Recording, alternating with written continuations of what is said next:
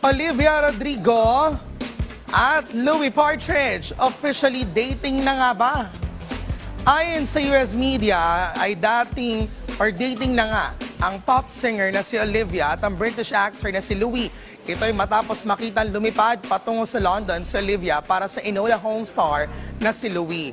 Dagdag pa sa isang report na si Olivia at Louie ay nagkakilala kamakailan lang dahil sa kanilang common friends. Samantala, makikita rin sa social media na kumakalat ang mga larawan ng dalawa na laging magkasama. Ngunit sa ngayon ay wala pang kumpirmasyon sa pagitan ni Olivia at Louie tungkol sa kanilang dating rumors. Matatandaang si Louie na kilala sa karakter na Lord Shrewsbury sa hit Netflix films na Enola Holmes at Enola Holmes 2.